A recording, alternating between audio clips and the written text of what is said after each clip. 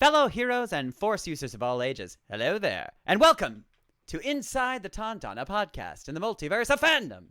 I'm Daniel Dawson, and I'm joined by my friend and fellow nerf herder, Alyssa Simmons. Hello there. And Dino Nicandros is not here with us today. Very sad. He's off being a famous working actor in a musical. Where is he? I think Arkansas? Is that where he is? I literally... No, Crap. That's not what I thought. Well, anyways. The Rev Theater. I don't know where that is. At the Rev. So if you're a murderer, don't go and murder him at the Rev Please Theater. don't do that. Oh, God. So it's just us queers again today. Yeah. Happy Pride. Today we are discussing Continuing. Ms. Marvel. The entire season in one episode. Oh, one jam-packed goodie. Wow. Can we do it in under an hour? We're definitely going to try. This show was created and written by Bisha K. Ali, and by God, we're Marvel fans.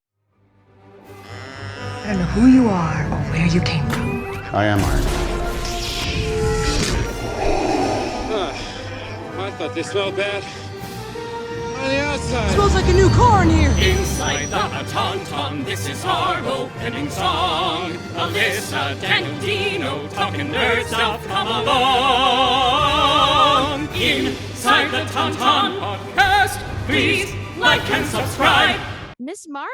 We're Miss Marvel. finally talking about Miss Marvel. Oh my God. Truthfully, I kind of like after the fact, I'm realizing there's like a lot to talk about. And we're going to try to squeeze it into 1 hour, but it's going to be. There is. I mean, if it goes over, we're in charge of ourselves. We so are in it's charge of fine. ourselves. This is our podcast. Yeah. So, Damn there's lots to talk about. As far as like plot is Yes. concerned, there's not like a massive amount there. Yeah, I guess as far the main plot, which was actually surprising to me and amazing also at the same time, is it felt like the main plot really revolved around introducing us to Kamala's family and Yes. the way that she lives her life with her family and her culture and all the above, and not so much as the ties into the Marvel universe in general, which I think is dope. Yeah, I think it's great. I honestly appreciate that they did that. Yeah. We had enough other, stuff sprinkled in there to have it, especially with our, post-credit scene in the finale, which we'll chat about. That was a very large, nice sprinkle, though. Yeah, big old giant honker sprinkle. And A few, just 2 giant sprinkles. yes, They look like pills. Because oh God. they're really big sprinkles. Oh, yeah. But yeah, enough to, I think, really establish her as a standalone character and make us all excited to see her as she fits in with the rest of the MCU. Yeah. So, yeah, I guess we'll just go right into our general thoughts about the whole series. So What did you think? What did I think? I liked it. I thought it was great. I mean, honestly, I as a Caucasian male, I don't completely connect with how important this, but you can tell. Really Yes. think about. Really think. When was the last time you saw a mainstream show about a Muslim Pakistani family? Right. Not even counting the superhero thing, just Right, that just a alone. show about that. Yes. Yeah, that- absolutely. Never. I don't honestly, know of they're any.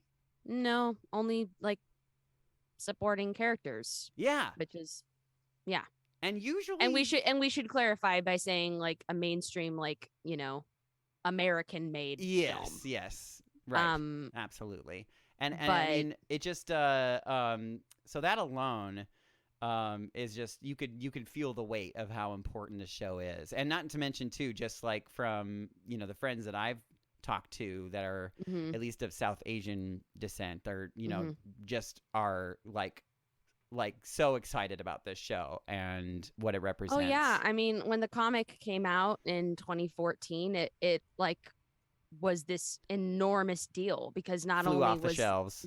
was it this, as you said, like a Muslim Pakistani American girl as the main character of this comic series with all of her family, and they go to the mosque and have a relationship with the sheikh, and like it's just it's they didn't, and it's like, fairly shy progressive away. too. They didn't shy away from any of the material, which I really, really appreciated. Yeah, definitely.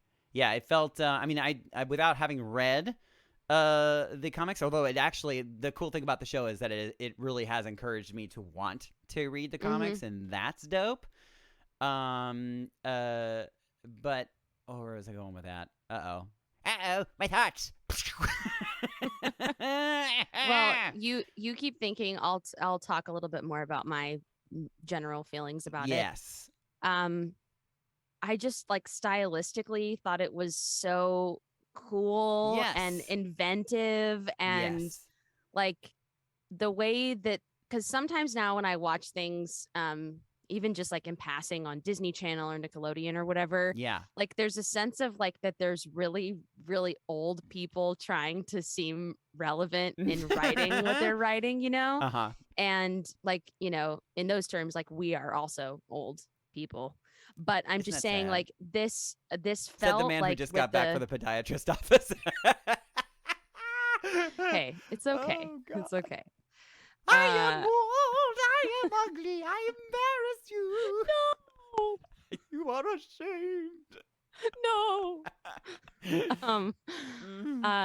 I think it just was so creative how they, did text message conversations with on billboards and marquees and on the floor of the New York sidewalks. Yeah. And sometimes it was like a catch if you miss it too, like which is great. Like it wasn't like on her bedspread. That was like a one that I really loved when she was like texting Kamran for the first time. That was so cute. So adorable. So adorable. Yeah, so I thought that was really cute, and like kind of felt like Scott Pilgrim meets Marvel meets other good things. Yeah. So I just thought like stylistically it was so fun to watch. We did kind of get like, there was a little bit of it was kind of a roller coaster ride as far as like style goes too, because like we kind of started off with that sort of like Scott Pilgrim, like really fast paced, like colorful and like, what's the word, sort of just a little more whimsical than your like your normal Marvel show, I guess. And but then it got like really serious at times, and I mean, also just like I love the attention to detail, and like we weren't just getting a show about a Pakistani Muslim family. Like we also got like a legit history lesson, but in a really, it's told in a really, really creative and cool way. Interesting so it didn't feel like sort of like shoved in there. It was like very much a part of why she is Kamala's who she story. is. So and, who she is and who she is. And I mean, honestly, I feel terrible for admitting this, but I mean, I knew practically nothing about the partition of India. And I knew very little.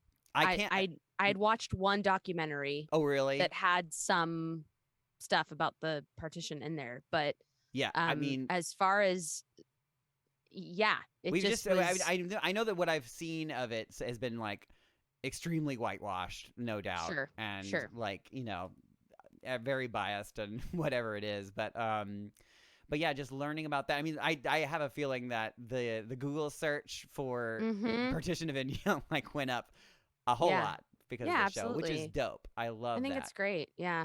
Because it was a pretty insane, really sad story. Incredibly sad. Yeah.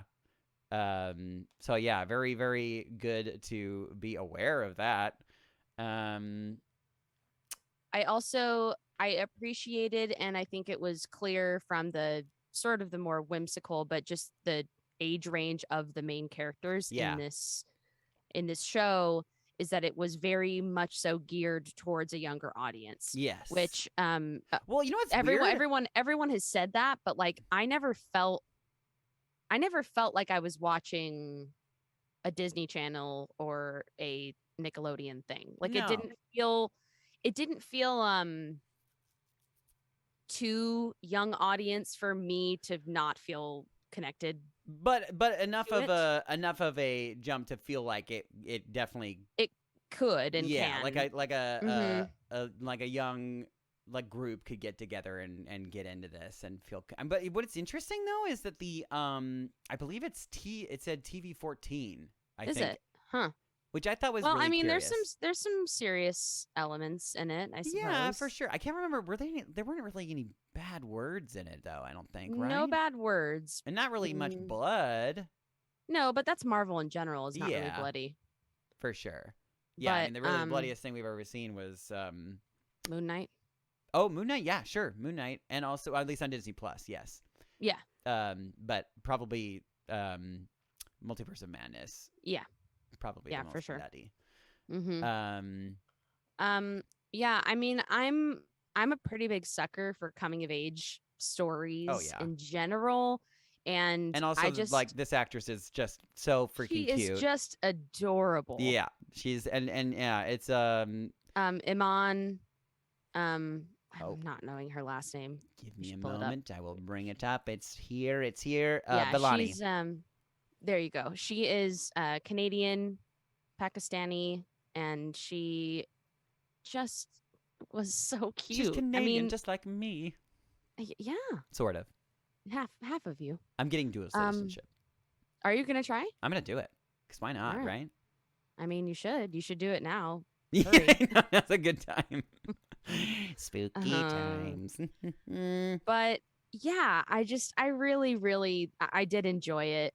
And I thought the music was awesome. Oh my God, the music was so cool. The music was so cool and felt like an additional character in the episodes, which I always love. And we get a different taste each episode too. Mm-hmm. It's like not the same. And that's a combination of like the actual composer and the music supervisor. Yes. So amazing that's a really job. Cool job, music supervisor, to be able to like find music. And it's like, it's obviously like a skill set, but I don't understand and I will never understand. And I think it's just because I come from someone who writes music. A musical family, I do understand why the music supervisor is credited like at the beginning of the movie, like before a lot of other people. Yeah. And the people who actually write the music for everything is the very last thing in credits. So I don't understand that. Nah. Especially when it's like something where it's like, a Lifetime movie and they picked like 3 pop songs. I'm like, okay, I don't really think that. What did you do? Google on Spotify? Like, I don't know. I mean, it's a little more than that, but yeah, for sure. And it's for like, certain things. For this show, yes. Yeah. For this show, yes. For sure, because it's like that was a very large portion of the whole feel of the show. Mm-hmm. Like, had they changed the music like to be, I don't know, maybe a little more like. Just somber toned music or something like that. I don't know. Mm-hmm. If it was like a Danny Elfman score, it would have had a very, very different feel. I also enjoyed that her theme song felt like an actual superhero theme song. Totally. Like, we haven't had that in Marvel since, I don't know, maybe the Avengers movies. I believe that. To be honest. Where they're like horns and where it feels like it's their theme. You know what I mean? Like, that is Kamala Khan's theme. Very, and it that's will be always fun. Because superhero themes have been part of our auditory vernacular since the 50s. There's so many of them now. I feel like that would be a fun like trivia. It's not, I don't know if that's really considered trivia, but just to see like how many you can remember. How many themes you can name. Yeah, that'd be fun. Man. Dino would beat us all. So he would. Yeah. He's one of so those good at that. One of those guys that loves to, like, instead of listening to like regular, I don't know if that's regular, what constitutes regular music, but he will listen to like He likes movie scores a lot. Movie scores. Yeah. That's his jam. For our which I don't think you were on, our Batman for Dummies episode. I think I missed that one. I think you missed that one. No. I was there for the Batman review, but not the Dummies. Right, but not the prior one. And we did like a Batman theme like mashup. So we had like 10 or 15 Batman themes. Oh my God, amazing. But it's bad, no expense. That's no, I know. But those were sort of my general thoughts about the series. I really thought everyone was so well cast. I think that an incredibly charming group of people, just the whole cast. I mean, even like and very believable so as a family, and just fun to see their banter. The mother I thought was hilarious. The father was hilarious too. They like truly they were cast so well. Yes. Did you have any criticisms at all? To be honest, no. I wasn't really. in like a super like critical state of mind whenever I watched it. I just was like, I definitely like I normally go into it with like my arms crossed, like, but I was like just having a great time. Yeah, I think I was just like excited. I was excited to see where each episode went. Yeah. And I don't really have any. I guess my one criticism is that sometimes the CGI with her bouncing on her cosmic things looked energies. a little funky. Like her body didn't look like it matched. I mean, you took the words right out of my mouth. I mean, as far as that criticism goes, like that would be the only criticism that I would have. Really, it felt like, which is a bummer because I mean, I feel like they could have. I mean. Anybody could always throw more money into a special effects budget, but but we understand, money is. I mean, I don't know if it's really tight with Disney because they have an endless supply. It's not. I think that the priority for this show was building more practical sets. Yeah, which is dope. It's like an old school movie. Totally. And they've been like also. I mean, that's something I didn't check into, and I'm curious if they actually went on location. Shot. Yeah, so they shot in Jersey City. Sure. They shot in Atlanta, Georgia, and they shot in Thailand. Oh, in Thailand. Okay, that makes sense. Gotcha. Yeah, so I guess that would be my only sort of just like it didn't look bad by any means. I just don't think it looked like but the rest there was of times the Marvel. There was times where it was just a little clumsy. Yeah, that's a fair word for sure. Yeah, because if you're ever like noticing it, that's right. Yeah, exactly. Yeah. If you're ever like that's not a human. That doesn't feel like a human doing that. And it's like we're kind of going back and forth between like cartoony and normal. Yeah, exactly. Yeah. Well. We have a little special thing to read. A special thing. Today. A special thing from our friend Lauren Louie. Oh, yes. A good friend, Lauren. Yes. So we really wanted to have someone of South Asian descent on this episode with us to talk with us about their feelings about the show and about the comic and everything. Nobody was available. Scheduling is kooky, but Lauren sent us in a really nice message, so I am going to read that. That's exciting. For you all right now. All right. It's a cold read. It's a cold. I've never read it before. No, I did. All right. I ended up reading the Kamala Khan Miss Marvel comics when they first came out in 2014 when I was in high school. Oh, she's so young. Oh God. I forgot she was so young. Oh, she's so mature for her age. She really is. I was so excited to see a comic cover with a girl that looked exactly like me, especially since every comic or manga I had ever seen or read was centered around a white or fair-skinned person. To see Marvel, let me pull this up. This is not good. Okay. That's not what she read. To see Marvel finally make it into a series that showcases Pakistani and other South Asian actors is a huge step in the industry. Not just because they're included in the industry, but because the way they're portrayed strays away from the way South Asians are usually portrayed. Mm-hmm.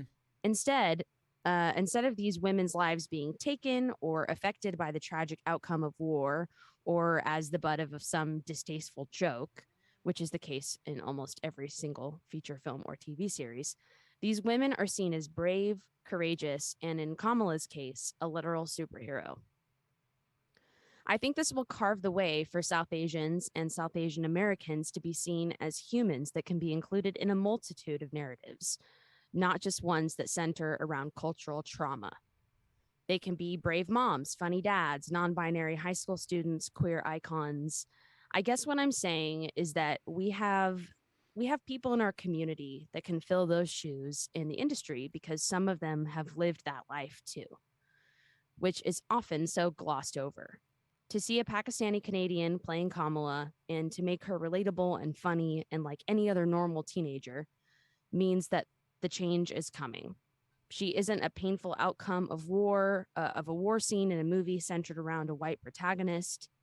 She isn't saved from a scene of danger to become a victim narrative. She is the hero. She is the protagonist. She isn't a fleeting moment on screen. She is the moment. This is the beginning of the barriers breaking for my people, and I'm so excited to see what's next for us after this. Oh, that's so beautiful. Yeah, so thanks for sending that in, Lauren. That was it was very important to us as, white people to not be having, all of the words on this. And I am so grateful that you were able to. This is why representation matters, and this is why it's a big deal, because up until Lauren was in high school, she had literally never seen someone that looked like her in a comic book. Yeah. And that's and a truthfully, bummer. I mean, the only things you ever see like on TV, at least before now, have just all been super stereotypical and usually just paint them in like she said, a negative light. Yeah. It's like, not what it could be. Yeah. So this is a very exciting time to live in, in terms of diversity. And it does make one be very excited for the future and what it might bring. Absolutely. Yeah. Just making it, normalizing. It's yeah, I mean, you and I talk about this like all the time with gay stuff and how right. we joke about it with like Star Wars and stuff, but the thing is, if we were to actually, and we do in the comics, but like if we were to actually on a Disney Plus series or on the big screen at a movie theater, if we were actually able to see, queer characters within like these franchises that we like love so much, yes, it would be incredible. Like, and, it would the same be thing that so she said incredible. too, where it would it doesn't like revolve around trauma and like they're just normally gay, right? And it doesn't have to be like a big like moment. Yes. It can just be like a person. Yeah. So like what they did in Schitt's Creek. Yeah. But for Marvel or Star Wars. Yeah, exactly. Yeah. I want that. Yeah, me too. Do it, Kevin Feige. Do it. Damn it, people. Do it, Dave Filoni.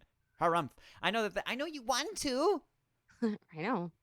Just do it. So our sort of agenda. Taika Waititi definitely. I mean, we're going to talk about that eventually. Yeah, we're going to talk about Thor coming up, but yeah. Slight spoiler alert, but there is something gay in that. It was cute.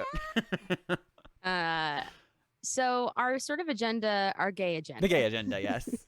Today is to go through each episode. But before we do that, I thought it might be helpful to get just a slight little history on the character of Miss Marvel. Splendid. And how she came to be a character within the comics. Love.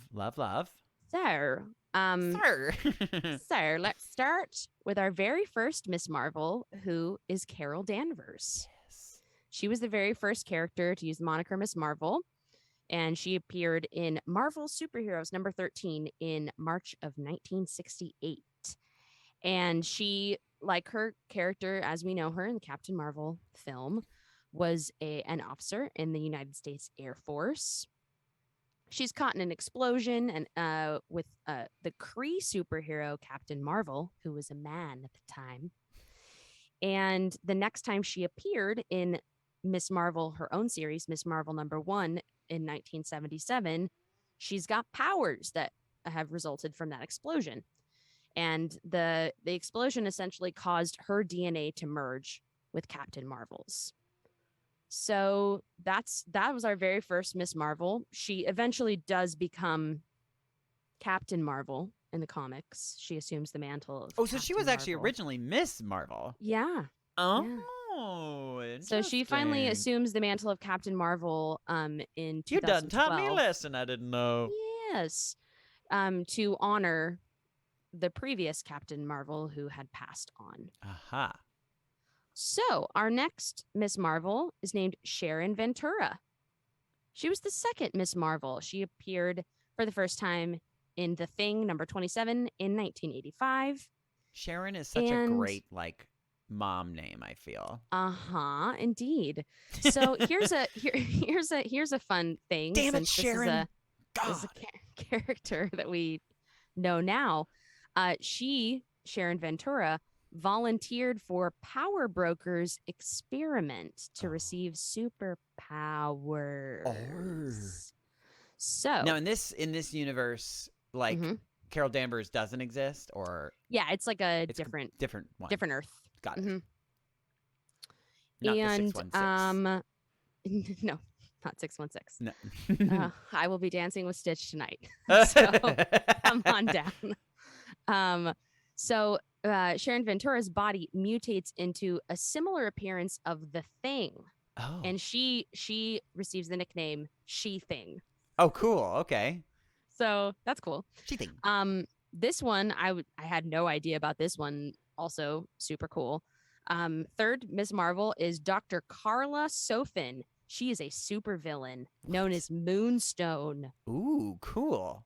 Yeah. So she essentially these is this like long-winded like character arcs, because like I've never heard of any of these. Oh yeah, Dr. Carla Sofin. She was in and out of the comics starting in 75, and her and up till the present. Dang. So just as like So Slap me across space and call me Miss Marvel.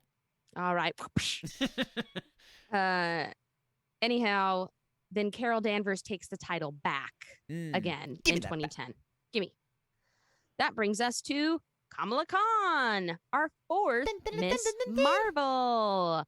And not to be confused with Kamala. No, don't get it twisted. Because that is our vice president. Her name is Kamala.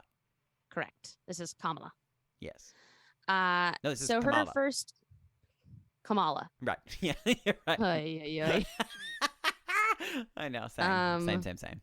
So, her first appearance was in Captain Marvel in August of 2013. And she was introduced as like exactly how we see her in this show. She's a super fan of the Avengers and Carol Danvers. And another reason why I want to go and read the comics is there were definitely numerous nods, from what I understand. Like even the very last moment where she's like sitting perched on the little, exactly on the light post. Yeah, that's a comic cover. Yeah, very cool. So her series premiered. Her solo series, I should say, premiered in February of 2014. She was in solo? No, we don't talk about solo. And she became Marvel's first Muslim character to headline her own comic book. Freaking cool. And it was obviously a very big deal. And hopefully not the last. Please, God willing. And the first volume of her comic series won the Hugo Award for Best Graphic Story. Freaking cool. So that's just a brief history on the character of Miss Marvel. Just so you know, kind of like... I'm glad to hear that, because honestly, there was like at least 3 characters I was like, huh? Mm-hmm. And they're all, and each one of them, only Carol Danvers and Kamala. Well, the thing that's confusing to me about that is that her best friend says her name wrong. Bruno says her name wrong in like several scenes. Right. So And maybe she did. I know that Kamala Harris definitely cares. Maybe right. the character of Kamala doesn't care. I don't know. We'll do our best. But Carol Danvers, they're the only ones that exist in the same universe. Mm-hmm. Right. Well, and it's interesting too, because, and we'll get to it, but fast forwarding to the end of the show, like where we had the post-credit scene, Carol Danvers seems to like switch places with. Yeah, fully swapped. And but like she's got a new haircut, she got a different outfit, which doesn't necessarily mean anything. But now that we're all like bibbity bobbity boop, now that the multiverse has been opened, thank you. Who's this Carol? We don't know which Carol is this. Yeah, that is my question. That is our question. I mean, yeah, it would. I don't know. Hard to say. I mean, it really at this point in the MCU, it could be anything, which is very exciting and fun. Yeah. Well, shall we? Well, should we do this? Should we? Yes, let's do it, and we'll talk about it. All right. So we're just gonna kind of breeze through, and we can talk. If you have thoughts about things that happen while I say them. Yeah. During the episode, we can chat. Do it. So, episode 1 is called Generation Y, and this is sort of the introduction of Kamala. Yeah. Good. She's a 16-year-old high schooler, big fangirl of the Avengers, in particular, Carol Danvers / Captain Marvel. We've got some really funny moments of her failing her driving test and seeing the school counselor. And we meet lots of people in her life in this episode. So we meet Bruno, her best friend. We don't talk about Bruno. No. We don't, but we will. And they are building her cosplay for AvengerCon, which is just adorable. Oh, man. I can't tell you how much I want that in real life. I would love to go to AvengerCon. Yeah, truly. Just like specific to the Avengers. Absolutely. That, honestly, I mean, if Disney knew it was best for them, I mean, I guess that's sort of kind of what like the WonderCon is. Marvel Land is, but they should like full on. No, but if they like in downtown Disney did like a pop-up of AvengerCon in the old ESPN Zone building, do that. Fucking cool as hell. I mean, I know that there are plans to expand Marvel Land, as it were, but yeah, like do that because I know that people would totally dig it. That'd be great. Yeah, little atmosphere show. So she's super nervous to tell her parents because they're very, very strict. We meet her folks, Yusuf and Muniba, and she receives this strange package from her grandmother Sana. Which has a golden bangle in it. Very mysterious. And I don't know about you, but like really almost immediately for me, I got Shang-Chi vibes from the bangle. Yeah. At least like potentially like this like similar technology. Similar magic. Yeah. That wouldn't surprise me at all. Yeah. So they make a plan. Kamala and Bruno make a plan to sneak out, and they get to AvengerCon. It's amazing. She is about to join the costume contest. When she puts the bangle on, it causes her to project constructs of cosmic energy. Wow. That inadvertently cause a lot of chaos. But nobody dies, which is good. No, and Kamala actually uses her powers for the first time that night to save her idiot classmate Zoe, who is an idiot, but ends up being helpful at the end. So that's nice. And she's an influencer. Yes, she's an Instagram famous and starts to become famous from her being saved by Nightlight is what they end up calling her. And she's like, oh, no, not that name, no. I know. Her reaction to that was so great every time. So funny. So she Bruno rushes Kamala home, and she finds her mom in her room, who's just distraught and begging her to focus on her own story and be a good girl. And I'm a good girl, I am. Yes. Now, I know I know that they're obviously did this on purpose in this show by like introducing all these like cute boys in her life, but like it I can kind of sniff it. It feels like they're playing like the super long arc. Like I think everybody wants the two of them to get together, right? Oh, for sure. Yeah. I mean, that would absolutely make sense. Because they're so cute. I know that they're like, He's they're gonna do there. like the He's no, ready we're to just be there. friends thing for a long time, and then Yeah, well, he loves her already. yeah, so. very clearly. And then we get a mid-credits scene where we are introduced to the Department of Damage Control. Yes, we meet and agents. This is the first time we've seen them. Mm-hmm. We meet agents P. Cleary and Sadie Deaver, and they are watching a video of Kamala and the incident at AvengerCon, and they're like, "We're going to get that. We gotta BZ get that. We and want some detain of that." her." And that is episode 1. And I guess this is something I didn't realize at first, but there's like different factions of the department. It would seem that way. Yeah. Mm-hmm. Which I guess this one sort of goes rogue eventually, and tries to like. Well, Deaver goes rogue. Yeah, Mm-hmm. Deaver goes rogue, and tries to like hurt the kids, which is like, whoa. Yeah, that was scary. Pretty intense. That was really scary. Very intense. All right, episode 2, go. Episode 2. Let's see here. This is very, very short. That's fine. Yeah, it's fine. But yeah, Kamala.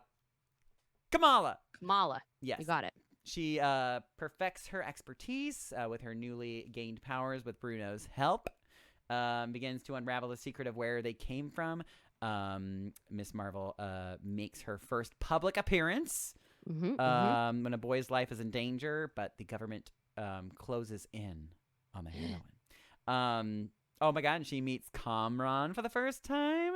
This like cutie super patootie. sexy moment coming out of the pool.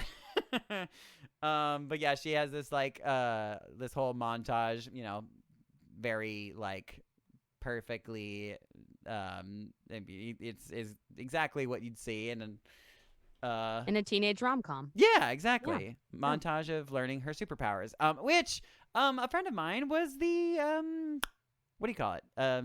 Stunt lady for. Very cool. Stunt coordinator? No. Coordinator, choreographer. Actually, so that scene where she was her stunt double. Yeah, so that wasn't actually her jumping around and flipping and stuff. Sure. Imagine that. But yeah, that was my friend. Cool. And we also start to hear the story of Kamala's grandma and during the partition. Which was like, that was when I was like, oh, I gotta go to Google. And yeah, so I mean, you know, if you didn't watch the show, which I don't know why you'd be watching our podcast or listening to our podcast if you didn't, but I mean, if you're just looking to, you know, just get a description before you watch, I guess. Sure. Sure. No judgment. And if you didn't, or maybe you watched it, you didn't Google the partition of India very shortly. The partition of India in 1947 divided British India into 2 independent dominions, India and Pakistan. That's the super short, whitewashed version of what happened. Yeah, it's so funny. I literally, I can't tell you how many times I've seen this one TikTok where, and I was just like, oh, that's funny. And like, kind of like, whoa. But like they're kids. So it's like, aw. But I know the one you're talking about. You know the one I'm talking about. I honestly did not. It didn't really connect with me until I saw this show. I was like, oh, dang. They're like hella serious. Like there's this little kid who's basically like, when I grow up, I will be an army and save Pakistan and destroy India. And the woman's like, wow, strong army, great. Yeah. And it's like, oh, wow. Wow. Yeah. It runs deep. The angst from that whole thing. But yeah, so that was pretty much episode 2. It was I think it was and actually, then the DODC shows up. Yes. That's sort of important because they're chasing after Kamala. Yes. And they're on the run. Kamran and his mother pick her up and save her. Yes. From that moment. It's, you know, I don't know if you got the spooky vibes at first or not. Oh yeah, definitely. And anytime in any show when something feels like it's too good to be true, it probably is. Yeah, like exactly. It's a classic example of like, you know, she's she's feeling vulnerable because she's like looking for somebody that like knows what's going on, and these people are like, oh, we know, come and come and we'll help you, we'll tell you all the things, and you're like, something screwy. But I believe the next episode was the best reviewed episode. This was the second best reviewed episode. Yeah, I liked episode 3. Yeah, episode 3 is called Destined. And Najima, that's Kamran's mother, explains that they're part of an enhanced group of beings called the Clandestines. Yes, which is a really, really deep dive to Marvel, because and I think it was very purposeful, because I don't think anybody really knows what the hell or gives if they decide to change the history of it, it's like, who cares? Yes, and they claim to be jinns that were exiled from the Noor dimension. Oh man, I freaking love how they just this is something that I've at least of the most recent Marvel stuff, is how they're making they're tying in real world lore, and giving it filling in the gaps in the stories. I love it. It's just great. Yes. And she explains that her great-grandmother, Aisha, was also one of them.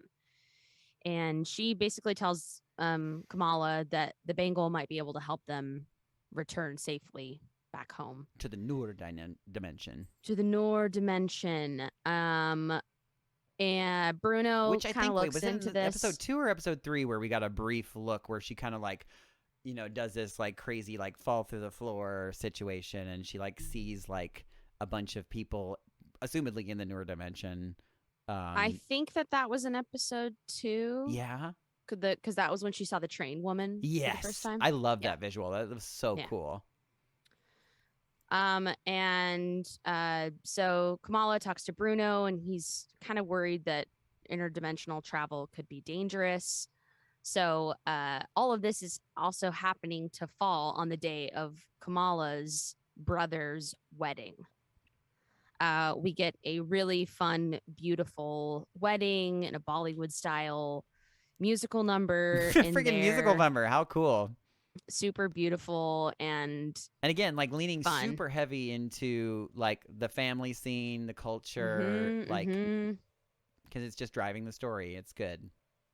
Yep. And Kamran shows up and crashes the wedding and is like, so my mom doesn't care and she's going to make you do this. Yep. So come with me if you want to live. But unfortunately, the Clandestines arrive. Oh, no, not the Clandestines.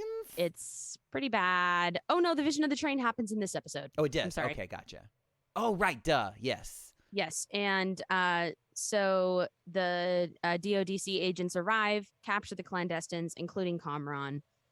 And this is also a moment where Nakia, Kamala's other best friend, sees her using her powers. And that is complicated because Nakia is on the board at the mosque. And she's like, do you understand how hard it is for our people in general? Yeah. And now you're making us have an even larger target on our backs. And the episode ends with her grandma calling and revealing that she also saw the vision of the train. And I love her call. It's just so cute, so close to the camera. Close to the camera. And she's Typical. like, listen, you and your mother need to come visit me in Karachi. So get here now. We got that's some episode stuff to talk about. 3. I love that. It was a really good teaser. Yeah, I think that was my favorite episode too, because it was great. It felt like there's a lot of mystery, and the setup was great, and I agree. IMDb. Episode 4. Yeah. Kamala and Muniba travel to Karachi, and Kamala finds out more about the origin of her powers. She also finds out about the Red Daggers, which I also knew nothing about. It's a secret group that protects the world from the Clandestines. who want the bangle for their own so they can wipe out the Earth reality with their own. Whoa, whoa, wee, wow. Yikes. Yeah, so the implications of that, I mean, I'm not like 100% sure how it works yet, which I think that assumedly they'll dig more deeper into. Yeah, I am curious too. I mean, I'm jumping ahead, but like if we're gonna get more of this storyline in the Marvels, or if that's gonna be season 2 of like its own separate story. Yeah, I don't know. Curious. I don't know. Mm-hmm. Very curious. But yeah, the like, you know, basically it's not low stakes. Like she's literally trying to save our dimension from being devoured, I guess, or consumed. Yeah. Very, very interesting. But yeah, this episode was pretty dope too, I thought. Thought it was pretty cool. For sure. All right, is that all you got for episode 4? Mm-hmm. Okay. Episode 5, Time and Again. We get a really interesting history lesson here. Daniel gave us a brief version of it, but we are in India, 1942, and we see Kamala's great-grandma Aisha taking refuge in a village where she meets Hassan, an independence activist, and they fall in love and have a baby named Sana. That's her grandma. Yes. 5 years later, Najma finds Aisha and is like, listen, give me the bangle. I'm doing this. And Aisha leaves it with Sana, and they are trying to flee to the new nation of Pakistan with the family. Unfortunately, Najma, crazy pants, stabs her. She just wants it so bad. She wants to get home so badly. Yes, and Hassan and Sana are separated in all of the chaos at the train station. Kamala is able to interact with Aisha, and she says she asks her to guide Sana before dying. And she sort of conjures this projection of stars, and we had heard about this star projection in the story at the family dinner table. And Kamala realizes that it was her. It was her saving her grandma. It's such a sweet thing. So sweet. Now, interesting though, because and we could talk about this until our brains are goo. Because I mean, nobody really needs to explain it, but like the nerd in me wants to like know, like, because we've already talked about time travel before. Yeah. And this version of time travel is like completely not what it was. So I'm curious what this is basically what they made fun of. Not really. Well, I guess it's not quite Back to the Future style, but it is sort of on that same thing that we're like you know, you time can like is pop linear, around and you can just, go back and forth on the same line. But this well, no, I guess Back to the Future is more. Well, never mind. What we've been told, yes, what we've been told is that when you go back in time and you change something, it creates an alternate version of you know, a new branch timeline, basically. Which we found out in the TVA Loki was going around, you know, zapping those things because there's only supposed to be one timeline. The sacred timeline. The sacred timeline. Although now, well, maybe, and that's why maybe perhaps this can exist this way because of what happened in the TV, what happened in Loki. I'm sure, God willing, they're gonna like explain why this is able to happen this way because, you know, in whatchamacallit, Endgame, we saw them, you know, going back in time and changing things, but it would like actually change that timeline into something different. Right. And who knows if like Kamala was actually like there and time traveled there, or if it was like a projection of her. Like, sure. I don't know that it was necessarily like she was actually in 1947. Right. But I mean, the idea is that she was always there, I guess. Yeah. There was never. She found a way to get there from the present. So, I guess at some point, in order to get there, there had to have been a universe where she wasn't there at first. Oh gosh, I don't think that's good. I don't Is think it that's possible? good to think about. No. It No, I hate hurts it. my brain. I hate it. I God willing, they will like give us a reason, but I mean, they don't necessarily have to, because it's you know, it's magical and beautiful, and I do love like the idea that, you know, she was the one that saved her grandma, and like it's such a beautiful, like sweet way to connect them more as a family, like story wise. It's beautiful. It's just the nerd in me really wants to know like the mechanics of it all, and I know we don't always get it, and it's okay, and I just have to be We okay usually with it. don't get it. Yeah, so... we usually don't get it, and sometimes when we do, it just makes it that much more confusing. Correct, But, and we're like, oh. I mean, that really, made it honestly, worse. I thought that Endgame did a really great job of like setting the rules, like being like, this is what it is now, and then the TVA just completely destroyed all of that for me. I'm like, Oh no, I thought I had an understanding. But the TVA is hella bad, so we don't really know what their motives were. You know what I mean? Yeah. Like, so yeah. yeah. So, anyways, I any very much hoozle, digress. Important thing to goes- put in the back of your head for sure. I guess. So Kamala returns to the present, and she finds that Najima's strike opened the Veil of Noor, Oh, whoops. but it's vaporizing anyone that interacts with it. Whoops. Najma transfers her powers to Kamran what a before she spooky way to go, sacrifices too. herself. Yeah, and closes the veil. We get like a really sweet little scene here at the end where Grandma and Mom find Kamala. Yeah. And you know, Muniba is like accepting her powers. So that's a sweet moment. The episode ends with Kamran seeking refuge with Bruno, and they're attacked by a DODC drone. Kamran destroys it, and it makes the store underneath them explode. Whoopsies. And that leads us to the finale. Finally. So back in Jersey, Kamala finds Kamran, and protects him from the protects him from the damage control, who will stop at nothing to take him in.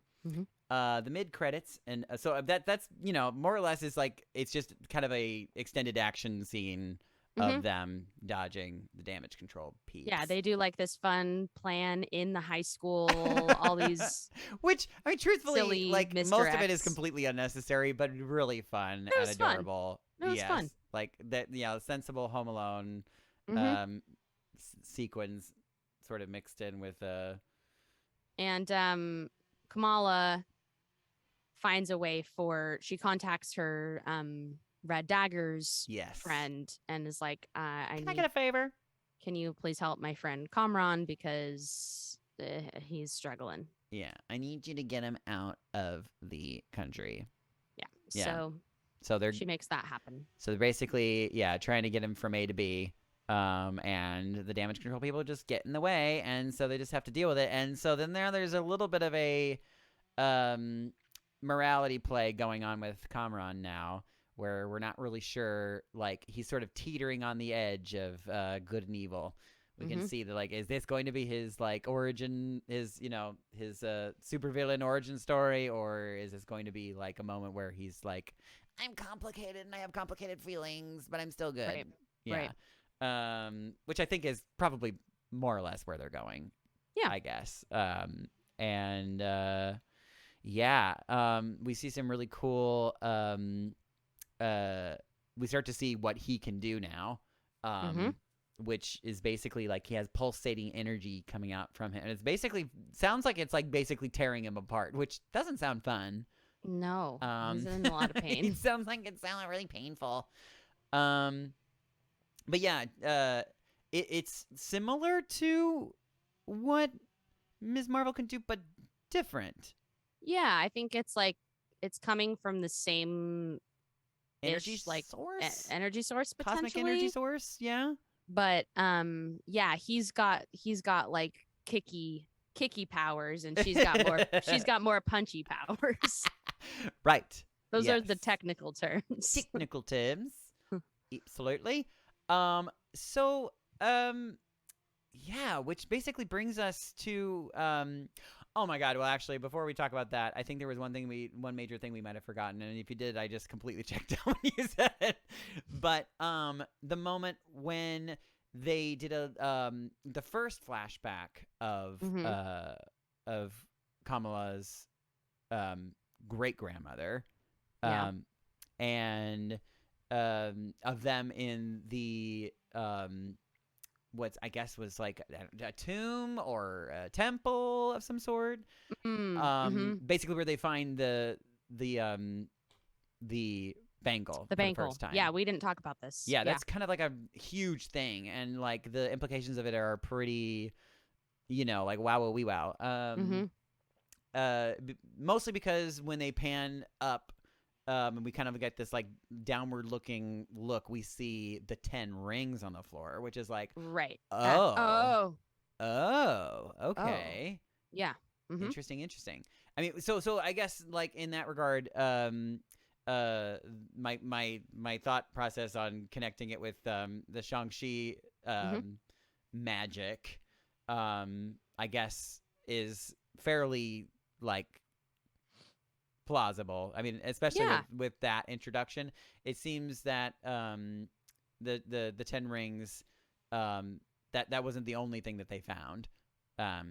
There was other technologies that they found and used, but I guess this one got lost over time, and then got refound. So I'm very curious to see if we're gonna see like more of the history of the bangle and like who had it before.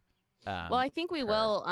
Also, just going back to Shang-Chi's post-credit scene. Yes. Where about sending a signal. They're just like it's Bruce Banner and Captain Marvel and Wong, and they're like, so how long has your family had these rings? And they're like, so we're picking up energy signals from like way before that, even. A long time ago. So super interesting. Yeah, very, very excited to see that. That's the kind of stuff that makes that gets me my nerdness all tingly. I really enjoy it. So we get the mid-credits scene where they're just kind of like chilling by the car, and like Bruno it just is like, hey, before I leave. There's just a little casual piece of information I have to give you just real quick. Super duper casual. NBD. I mean, put it in the back of your head, but don't worry about it. It's probably nothing. Yeah, just super casually says like, I checked up on your DNA again, and it seems that you might be a mutant, basically, in so many words. Yeah. So the thing that's interesting there. I mean, there's several things interesting there. Yes. Yeah. I don't think mutant like Mutant X-Men. I think but mutant they played the as music. Yeah, but in the comics, interesting. They played the music from the cartoon, which is also interesting. Right. I mean, right, but like you don't in play the that comics. sting. I know, but I'm going to tell you something that's in the comics. Kamala realizes that she does have mutated genes, and it's from an event that happens where there's like this sprinkling of some scary dust in the air, and all of these people develop like these inhuman powers. So there's a whole run of comics called Inhuman. Yes. And then Inhumanity. Right. Yeah, no, I think that like obviously they wanted our ears to perk, and that word mutated, like, your genes are mutated. Like obviously they want that, but like I don't know in what capacity she could or would be involved with the X-Men. Yeah, so it really is a question of whether or not it's a retcon, because I was made aware after the fact that she is supposed to be an Inhuman. Inhuman. Which honestly, like, I didn't really know about until after Multiverse of Madness. Again, bad nerd, and I just didn't know. But yeah, really quickly, Inhumans. this is from good old Wikipedia. At the beginning of the Kree-Skull War, millions of years ago, in Earth time, the alien Kree established a station on the planet Uranus, a strategic position between the Kree and Skrull empires. Through their work at the station, they discovered that sentient life on nearby Earth had genetic potential invested in it by the alien Celestials. Intrigued, the Kree began to experiment on Earth's then primitive race Homo sapiens to produce the genetically advanced Inhuman race. Their goal was apparently twofold: to investigate possible ways of circumventing their own evolutionary stagnation and to create a powerful mutant race of soldiers for use against the Skrulls. Although their experiments were successful in creating a strain of humanity with extraordinary abilities, the Kree abandoned their experiment because a genetic prophecy had predicted that experiments would eventually lead to an anomaly who would destroy the Kree's supreme intelligence. Whoops. So, but I'm assuming that the thing that you were talking about, that the thing that they were afraid would happen, did happen, and in that event also created Kamala. I don't know. Yeah, I mean, there's lots of different directions they could go. I think it opens them up to lots of things. But yeah, I guess we're probably gonna get yeah, I mean, I didn't really think that this would happen, but I guess this is how they're gonna rope back in the Eternals at some point. Right. Is like doing some kind of that kind of an event is like happening again, and there's a mutation happening, and this is all your fault. You're the ones who started this. I don't know. Should be very interesting to see. But I guess the question still remains: are they retconning and she's not Inhuman anymore, and there's just going to be mutants, or because I guess technically Inhumans are mutants, but they're like they're engineered mutants, and that's what's different, right? Right. I don't know. I don't know if it's a retcon or if this was like a cute misdirect that they. I mean, like, talk about misdirection. I mean, it's not like it's not accidental. It's not a subtle misdirect. You don't use like the. And well, it's like I mean, we already know that they are in other universes because we saw Professor X in Multiverse of Madness. So yes, and they also used that same. They also used the same thing. theme. Yeah. Such a great little song. Perfect. But yeah, so I don't know exactly. Perhaps Kamala's path will cross with some other mutants or future X-Men, and they can figure out exactly what's going on genetically. I don't know. Or it could be like we're going full blown like Inhumans, which but it's pretty crazy though that like I don't think anybody out there could have predicted that we were going to get the introduction of, any kind of mutants in this show. Like, you know what I mean? I think everybody was thinking, oh, well, I mean, we did get it. Technically, at least in the MCU, we got our first mutants in Multiverse of Madness. Yes. But at least this is the first in the 616 universe that we have got relatively confirmed, I guess. Well, they use the word mutated genes. So yeah, very interesting. It's the mutant gene. It's the X gene. Oh my god. So yeah, there's that, and EMBIGGEN, and then and then like we said before, in the very final post-credit scene, we see Kamala sees her bangle acting weird, and then she switches places with she gets like chucked into the closet, and it's a weird looking. I was like trying to like remember a time where we saw this kind of weird like wee magic that happened. You know what it kind of reminded me of? It reminded me of I want to say like the flu powder magic. Oh, okay. Sure. Do you know what I'm talking about? I mean, I know it's not that, obviously. They're not going to put those universes together. It's not that. Warner Brothers would never let that happen. But yeah, it feels like there was some kind of a a warping happening. And and why that they would switch places is beyond me. Well, yeah. So when our Captain Marvel, or maybe not our Captain Marvel, comes out of the closet, she's wearing the bangle. Right. Oh my God, she's coming out of the closet. Maybe they're gonna say that Captain Marvel is gay. I mean, she is in the comics. Yeah, she's maybe queer. that was like their cute little. Oh my God, I don't know why she's I didn't put two and two together. That's kind of cute. I love that. But they need to stop being cute and just do it. Carol Danvers is like in the comics is with like lots of women and lots of men. Amazing. She does her own thing. Yeah. Don't be cute about it. Just say it. I mean, it was very cute. Yeah, and she shows up in Kamala's room and sees. Also, I really dig this haircut. I think this one's my favorite. Cute. It looks cute. Yeah, I like it. Sees photos of her all over the room. She's like, "What the hell? What is happening?" Oh no. And yeah, so that was an exciting little thing to get at the end there. Quite the teaser.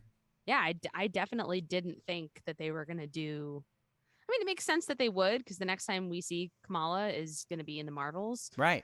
But I mean, up until like fairly recently, Kevin Feige has been like, Disney Plus is just going to be all supplemental, like really good stuff and like, like important to the story, but not necessarily like necessary for the MCU in general, I guess. But I mean, I don't see how you can watch Ms. Marvel and not have that context. Well, we talked about that with Multiverse of Madness. Yeah. If you had not watched WandaVision, that movie would have meant nothing to you. I mean, it literally would nothing. have meant a lot less, that's for sure. I don't think it really would have meant anything. Yeah. No, I'm saying I that's a bold statement, but like Steven's journey in comparison to Wanda's journey, like it's it's not supplemental. Assumedly, I mean, because nowadays they've been only doing like cute little 2-hour movies. They have the days of 3-hour Marvel films are a thing of the past, which is probably it's a good thing, because I mean like if you can't tell the story in 2 hours, like, but save the 3-hour movies for like Secret Wars and stuff where we're heading. So save it for that. Save it for those. Yeah, the big events. But so I can't imagine they're going to have any time to do any rehashing of sorts, like when we get into the Marvels. So with both Kamala and Monica Rambeau. Right. So it's like you got to know who these people are. Yes. Like, can you imagine who, just like sitting down to watch that movie and having never watched those, and then these people come in, you're like, why am I supposed to care about these people? Right. No, you need to have watched these shows. Yeah. Sorry everyone. I mean, I guess it's sort of maybe not on the same level because it was so much bigger, but like I know so many people, like a surprising amount of people who watched Endgame before seeing like really any of the other films, and I'm like, that's so confusing to me. What? Huh? How? And they're I mean, like, you can still, but it was you cool can is still that enjoy it. But I was gonna say, people still actually really enjoyed it, which is a testament to how what an amazing job the brothers did. Yes, what's the brothers. Faces? The brothers. The Brothers Grimm. Yeah, the Brothers Grimm. But yeah, so I am curious to see what they do, because it will be interesting. Yeah. Agreed. Well, I think that's it. I think that's Miss Marvel. That was Miss Marvel. And we did it in almost under an hour. We were close. Almost. We were close. Yeah. So the question going forward is, do they what are they going to say? Is there even going to do you think that there will be a season 2? I have a pretty strong feeling that there will be. I think so too. Yeah, I mean, there was a part of me that was like, oh, maybe this is just like a really like grand way to bring her introduce in. this character, and then she'll be off to the races in the films and like guest starring in other like boopity boops. But I feel like there's more to her origin that we to be honest, like I know we're like the most spoiled fans ever, but oh like my God, I know, to be honest, like I almost wish that we would have had an America Chavez series before going into multiverse, because how cool would it have been to like go into that film and be like, to have had like the structure of like what we had for Miss Marvel for America Chavez. Yeah. That would have been great. Would have been cool. Who knows? Maybe that's in the works. Maybe it's in the works. I mean, they're doing a lot of things, but yeah, you're right, because it was one of those things you're like, why am I supposed to care for this person? You know? I mean, I did though. I think by the end I did. was, yeah, like, no, she was super interesting character. I just like, if you hadn't read the comics and you're just like, oh, okay, all right. Yeah. And we got a little bit, obviously we got some flashbacks and stuff from her life, but her lesbian parents. She's got a lot of backstory, obviously. I mean, how cool! Like two Marvel films in a row. We got the lesbian parents in that, and then we got the gay parents in Thor. We're we're taking everything in stride, slowly but surely. Slowly but surely. And don't call me Shirley. Don't you dare. Well, that was it. That was Miss Marvel. We hope you enjoyed it. What's next on the docket? Next, we'll be doing Thor, I'm assuming. I think so. And if God willing, Dino will get his booty back in here. Yeah, hopefully we get him to crawl back in this carcass with us. And help us break it down. And I know we promised this like 12,000 years ago, but we are still doing an exclusive interview with our good friend. With Dustin Sidehammer. Yes. He will be coming around the mountain soon. Yes. We'll get it to you when we can. Yeah, it will happen. Yeah. So thanks again to Lauren Louie for sending in that message. Truly, that was so special. About the show, and we love you. We appreciate you. Very much so. And thank you all for listening, and we hope you have a great day. Yeah, I hope it's nice. Yeah. Stay safe out there. Take care of yourselves. And don't get murdered. No, it's the wrong show. That's not our podcast. Wrong show. Also, I mean, I love that podcast. So if you don't like watch or listen to, what's it called? My Favorite Murder? Yeah. Do it. I love it. I don't know what it's called. It's really the definition of ADD. Yeah, literally. Ooh, shiny red ball. This is Inside the Tauntaun, a podcast in a multiverse of fandom. I'm Alyssa Simmons. And I'm Daniel Dawson. May the force be with you. Always. See ya. Inside the Tauntaun podcast. Please like and subscribe.